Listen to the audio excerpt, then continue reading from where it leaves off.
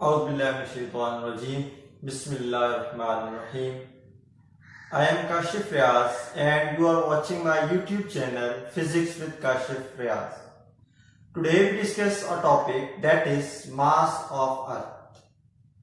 ये क्वेश्चन आपके पास board exam के अंदर आ सकता है. Derive the formula for calculation of mass of Earth. कि मास ऑफ अर्थ मालूम करने के लिए आप फॉर्मूला डिराइव करें. ये एक इंपॉर्टेंट क्वेश्चन है.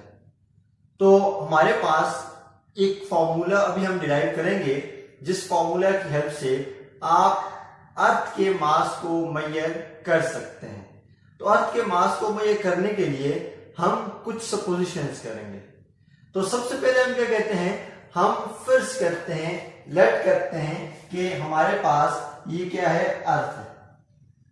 हमारे पास ये अर्थ आ गई. हम कहते हैं कि अर्थ का मास हम इसको रिप्रेजेंट करते हैं किससे, ME से.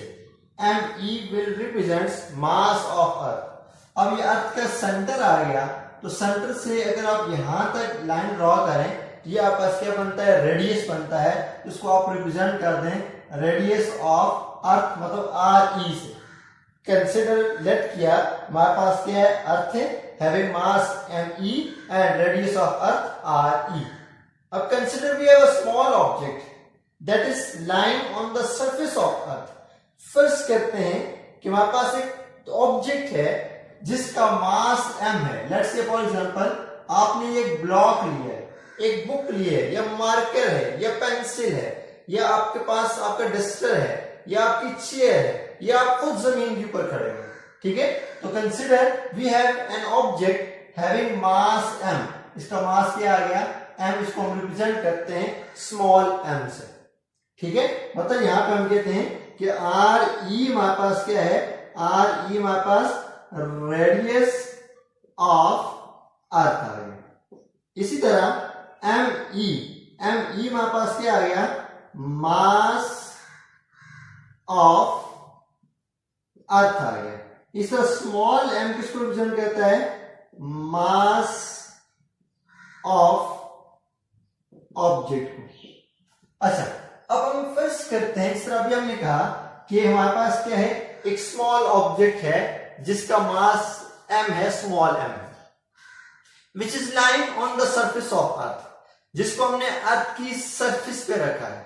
जब आपने इसको अर्थ की सरफेस के ऊपर रखा है, तब आपको पता है कि जमीन इसे क्या करेगी, अपनी तरफ खींचेगी with the help of force. That force is known as force of gravity. हम कहते हैं इस ऑब्जेक्ट का अपना वेट है जिसकी वजह से जमीन किसे क्या करती है, अपनी तरफ खींचती है. पहली चीज, मतलब आप कह सकते हैं जमीन इसको अपनी तरफ खींचती है with the help of certain force. That force is known as force of gravity. पहली बात. फिर दूसरी बात, हमने पढ़ा Newton law of universal gravitation. अब उस लॉ का नाम ने कहा था there is a force of attraction between two objects, between two bodies in the universe. अब इसका मतलब ये है कि यहाँ पे ऑब्जेक्ट और जमीन, अगर ये ऑब्जेक्ट और जमीन हम ये कहते हैं ये दोनों कोई बॉडीज हैं, तो इट्स मीन इन दोनों के दरमियान फोर्स ऑफ ग्रेविटेशन भी मौजूद है.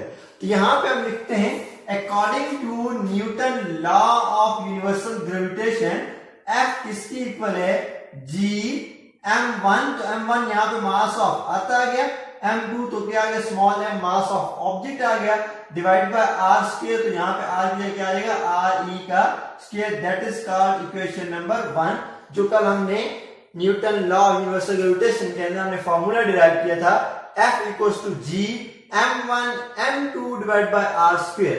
तो अब वही हो गया, F equals to G m1 पहला मास था, तो पहला मास हमने अर्थ ले लिया, तो अर्थ के मास को हमने प्रेजेंट किया ME से. तो m2 हमारे पास दूसरा ऑब्जेक्ट का मास था, दूसरे ऑब्जेक्ट के मास को हमने रिप्रेजेंट किया स्मॉल m से. इसी तरह आपके पास r स्क्वायर ये था कि दोनों ऑब्जेक्ट्स के सेंटर से लेके उनके दरमियान का क्या था, डिस्टेंस था. इसी तरह RE स्क्वायर यहाँ पे आपके पास रेडियस ऑफ अर्थ, मतलब आप कह सकते हैं जमीन के सेंटर से लेके ऑब्जेक्ट तक जो है वो डिस्टेंस है, उसको हमने रिप्रेजेंट किया RE स्क्वायर से, मतलब आर ई से रिप्रेजेंट किया तो फॉर्मूले में हमारे पास क्या बन गया, आर ई का स्क्वायर। तो हमारे पास ये इक्वेशन क्या बन गई, अकॉर्डिंग टू, पर हमने लिखा according to Newton law of universal gravitation there is a force of attraction between two objects. मतलब ये दो ऑब्जेक्ट्स हैं, इन दोनों के दरमियान फोर्स ऑफ ग्रेविटेशन मौजूद है। तो according to Newton law F equals to G m divide by R E square, it is called equation number 1। अब फिर हम साथ कहते हैं बट, हम कहते हैं दूसरी बात, हम कहते हैं कि वी नो दैट यहां हमारे पास कौन सी फोर्स है, वेट फोर्स है। तो F किसके इक्वल हो जाएगा, किसके, mg के। इसको हम कहते हैं इक्वेशन नंबर 2, क्योंकि मैंने पहली बात आपसे ये कही थी कि जब आप क्या करते हैं, ऑब्जेक्ट जमीन के ऊपर आपने रखा है तो सबसे पहले जमीन उससे अपनी तरफ खींचती है with the help of weight force या with the help of force of gravity. तो उसका फार्मूला हमारे पास कैलकुलेट करने का है W इक्वल्स टू mg, जिसको आप F इक्वल्स टू mg भी कह सकते हैं, क्योंकि वेट इज अ फोर्स तो आप उसको W से भी रिप्रेजेंट कर सकते हैं। इन दिस केस आप उसको कहते हैं कि W इक्वल्स टू F है, तो W इक्वल्स टू F है तो इसका मतलब है F इक्वल है किसके, mg के। ये आपके पास आ गई इक्वेशन नंबर 2। अब आप क्या करें, इन दोनों को आपस में कंपेयर कर लें। यहां पर हम लिखते हैं कंपेयरिंग इक्वेशन 1 एंड 2। जब आप दोनों को कंपेयर करते हैं तो आपका ये इक्वेशन क्या बन जाएगी, पहले आपने फर्स्ट इक्वेशन लिखी G equals to MEM divided by RE square, फिर इक्वल्स टू, फिर आपने सेकंड इक्वेशन लिखी क्या जी, mg। इनको कंपेयर क्यों किया, असल में दोनों फोर्सेस हैं, दोनों की मैग्नीट्यूड हम कहते हैं क्या है, बराबर है। ठीक है, दोनों की मैग्नीट्यूड बराबर है, मतलब जितनी फोर्स इन दोनों ऑब्जेक्ट्स के दरमियान फोर्स ऑफ अट्रैक्शन मौजूद है, हम कहते हैं in this case force of gravity की वैल्यू भी क्या है, उतनी ही है। तो जब दोनों की मैग्नीट्यूड बराबर है तो हम कहते हैं दोनों फोर्सेस इक्वल हैं। तो हम इन इस वजह से इक्वेशन 1 और 2 को क्या करते हैं, हम कंपेयर करते हैं। फिर यहां पे आपका क्या हो जाएगा, ये वाला m से क्या हो गया, कैंसिल हो गया। यहां से आपका रिजल्ट आया GME divided by RE square equals to क्या आ गया, स्मॉल g आ गया। आपने कैलकुलेट करना है mass of earth. Mass of earth के साथ आप देखें कैपिटल G फोर, जो आपके पास क्या है, यूनिवर्सल ग्रेविटेशन है, ठीक है, ये मल्टीप्लाई हो रहा है, और इसके जो रेडियस ऑफ अर्थ है डिवाइड हो रहा है। तो इनको आप क्या करें, जो चीज मल्टीप्लाई उस दोनों तरफ डिवाइड कर दें, जो डिवाइड है उस दोनों तरफ क्या कर दें, मल्टीप्लाई कर दें। ठीक है, यहां से आप पास देखें क्या रिजल्ट आएगा, ये आ गया GME equals to small g और डिवाइड बाय RE स्क्वायर। यहां पर हम कहते हैं multiply RE square on both side. आपने RE स्क्वायर को दोनों तरफ मल्टीप्लाई कर दिया। अब ये वाला RE स्क्वायर इस RE स्क्वायर से क्या हो जाएगा, कैंसिल। ठीक है, इसी तरह divided by capital G on both side, तो G को आप दोनों तरफ डिवाइड कर दी, यहां से हो जाएगा, कैंसिल हो जाएगा। अब आपके पास यहां से रिजल्ट क्या आएगा कि ME आपके पास आ गया, मास ऑफ अर्थ आ गया। यहां पर आपने लिखा है ME equals to small g फिर RE स्क्वायर और डिवाइड बाय क्या आ गया पास, कैपिटल G। यहां पे स्मॉल g किसको रिप्रेजेंट कर रहा है, फोर्स ऑफ ग्रेविटी को। RE किसको रिप्रेजेंट कर रहा है, रेडियस ऑफ अर्थ को। कैपिटल G किसको रिप्रेजेंट कर रहा है, फोर्स ऑफ ग्रेविटेशन को। अब आपके पास ये सारे कांस्टेंट है, देखें किस तरह कांस्टेंट है, आपको पता ही आ गया ME equals to small g। अब स्मॉल g की वैल्यू हम कहते हैं फोर्स ऑफ ग्रेविटी की वैल्यू थी 9.8 multiply RE radius of earth. देखिए अर्थ का रेडियस कांस्टेंट है, ये नहीं है कि अर्थ दिन ब दिन जो है उसके साइज चेंज हो रहा है, नहीं, अर्थ का साइज कांस्टेंट है। अर्थ का साइज कांस्टेंट है, तो अगर आपने इसको स्फीयर लिया है तो स्फीयर आपने जो ड्रॉ किया वो कांस्टेंट है, ठीक है, तो उसका रेडियस क्या होगा, कांस्टेंट होगा। तो हम कहते हैं कि रेडियस ऑफ जो अर्थ है वो आपके पास है 6.4 मल्टीप्लाई 10 रेज़ पावर 6 और डिवाइडेड बाय, ये आ गया आपके पास स्मॉल g की वैल्यू है 9.8 और 6.4 मल्टीप्लाई 10 पावर 6 यहाँ पर RE रेडियस ऑफ अर्थ, याद रखें रेडियस ऑफ अर्थ की वैल्यू 6.4 मल्टीप्लाई 10 रेज़ पावर 6, ठीक है, divided by capital G। Capital G force of gravitation, ये यूनिवर्सल कांस्टेंट है, 6.67 मल्टीप्लाई 10 रेज़ पावर -11। अब इस सब को अगर आप कैलकुलेट करते हैं तो आपके पास यहां से मतलब 9.8 को आपने मल्टीप्लाई करना है 6.4 से, ठीक है, 9.8 को आपने मल्टीप्लाई किया 6.4 फोर्स है और फिर उसको आपने डिवाइड कर देना 6.67 पे, आपके पास आंसर जो भी आएगा उसके बाद 10⁻⁻11 को ऊपर लेके जाएंगे, ऊपर जाके बनेगा +11 बन जाएगा।